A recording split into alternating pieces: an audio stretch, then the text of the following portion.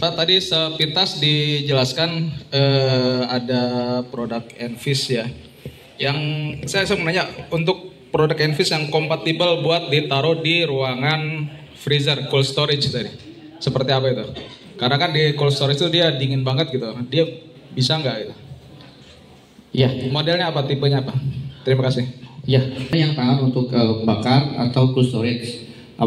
Tapi ada yang udah pernah pakai H1C karena kecil ya di cold storage itu sorry bukan H3C H3C tapi itu di cold storage, tapi itu outdoor. Kalau cold storage kalau dia pas berembun itu nanti korosi.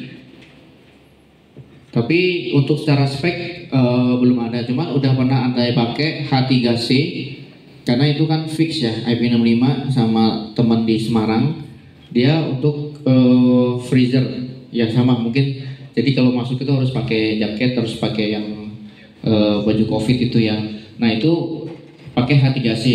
Untuk sampai sekarang sih aman aja. Cuman kalau yang pernah pakai H1C 1,5 tahun langsung korosi, kelihatan pernah pasang di outdoor. Jadi void ke ininya garansinya.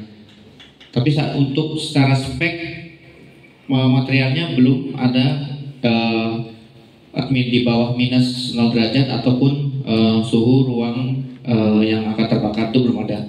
Tapi pernah dicoba pakai tipe yang outdoor yang IP67.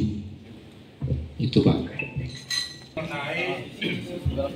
Yang pertama mengenai X5S ya. Iya Pak. Yang NPL atau X3-nya itu kan pakai wireless langsung ya. Kira-kira requirement itu jarak maksimal apabila yang sama-sama menggunakan wireless. Karena ada kebetulan ini yang akan menghilang atau akan jadi delay ya. Atau bagaimana resolusinya ya. Yang kedua, apakah Envis ini bisa konfigurasi ke YouTube Studio yang menggunakan HDMI? Itu aja. Jadi pertama mengenai X5S yang wireless itu jangkauan maksimal itu berapa meter untuk yang langsung dengan sama-sama wireless atau menggunakan kabel. Dan apabila ada dinding itu bagaimana gitu. Yang kedua adalah mengenai apakah bisa dikonfigurasi menjadi YouTube Studio atau YouTuber lah bahasanya gitu.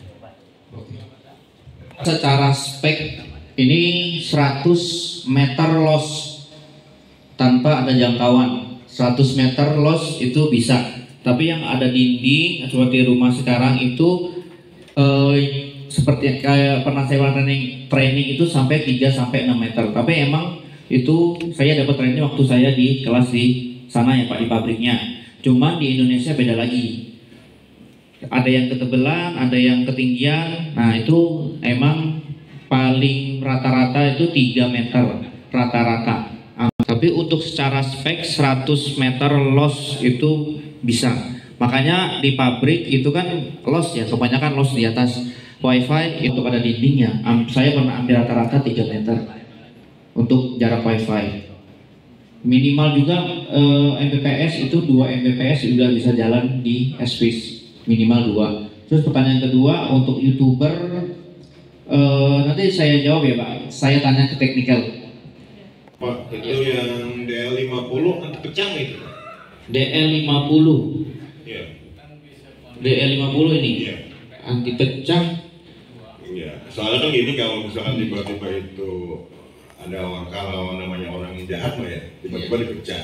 Kalau itu bisa terjadi dipecah, itu masih terkoneksi tidak? Oke. Gitu. Okay. Iya, khawatir kan begitu ada kebakaran atau apa gitu kan. Itu kan kita melihat jiwa juga gitu. Mungkin itu aja Pak. Ya, makasih Pak. Kalau anti pecah belum ada Pak, tapi ada anti temper alarm. Jadi kayak mudah-mudahan jadi kayak kalau ini apa? Iya. Kelupas ya. Kelupas itu Posisinya masih tidak bisa dibuka. juga ada.